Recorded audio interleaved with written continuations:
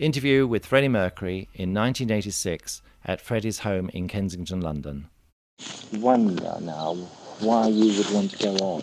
You have everything, you're rich, you're successful, you're famous. Oh, here we go again. I have nothing else to do.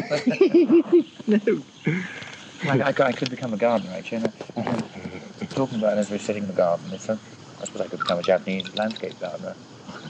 But no, I mean, why should I carry on? No, I want to. In fact, this new. I mean, we really didn't think that the tour was going to take on in such a way. I mean, after Live Aid and everything, we thought yes, but now we're sort of breaking all box office records in certain places. So Yes. I mean, that's sort of even more of an impetus to sort of carry on. To be honest, why leave now? So. Why? What the hell am I going to do anyway? You are a performer. Yes, I'd get so bored. Are there any new challenges left, though, for you? It's trying to keep the band going when everybody says it's breaking up, to be honest. So really, that's sort of turned round in such a way. I mean, we were all getting very despondent and we all wanted to do different things.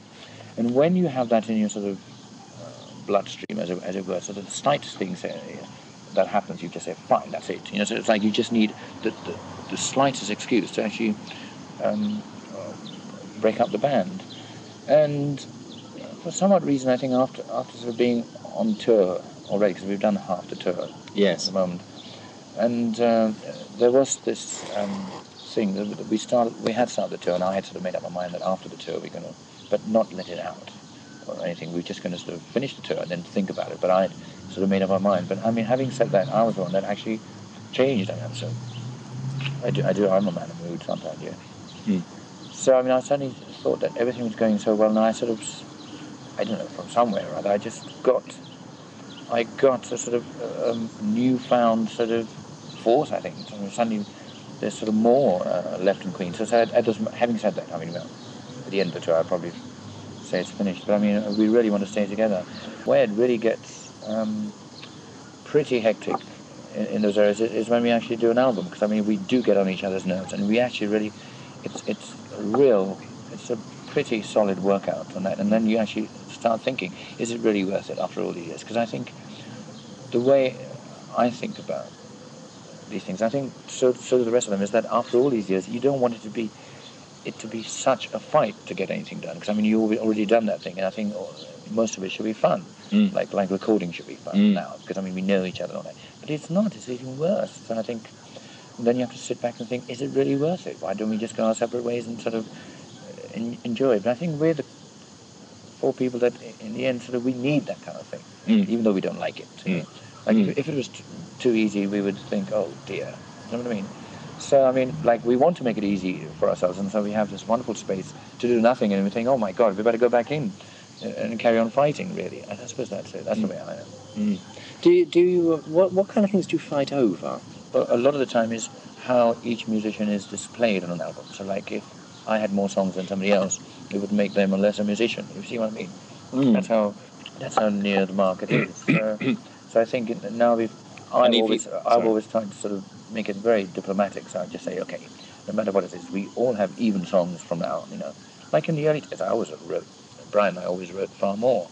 But now it's come to a stage where they all want to be pull their weight, and have an equal sharing case in your songs. So I think at this point in time, I think that's the only way for Queen to survive. So, because that destroyed the Beatles in the end, didn't it? When George Harrison and Ringo were complaining they had no tracks on the albums. But see, I mean, I don't mind that, but at the time, it's sometimes so great on our nerves is that I mean, we can't sort of just live as a quartet all the time. So it's like you feel like every time you sort of make a move, you're like a sort of four-headed gorgon or something. It's like, you know what I mean? I like to feel that I'm sort of we all want to feel that we're individuals. So it's that break that's very hard to do. Because otherwise, it's horrible to sort of just be thought of as one quarter of some entity.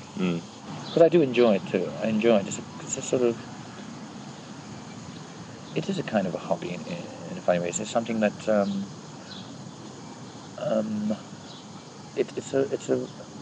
it's so rewarding in the end that you just want to keep doing it and do different aspects of it to see how they turn out. When you're out there, the roar of the crowd, what does that do to you when you hear that roar of the crowd? How does it affect you? I look at the bank balance. What do you want me to say? Yeah. Well, I mean, does it still give you shivers in the spine? Very much so. Or Very do you much feel so. nervous? Very much so. I was quite worried about undertaking this tour because I thought, am I going to be able to do all this stuff? And my sort of voice is sort of like it takes a lot of beating, and I just have to make sure that I can't sing as extensively as I used to. So I have to, and there's no excuse you can give. You can't do a show and say, look, I'm sorry, I did 2 shows, last couple of days, and so my voice is, really taking a toll on the third. So I was very worried about that because it is a crucial moment as well. Because if we don't do well now, they're going to just say, okay, that is the end of Queen.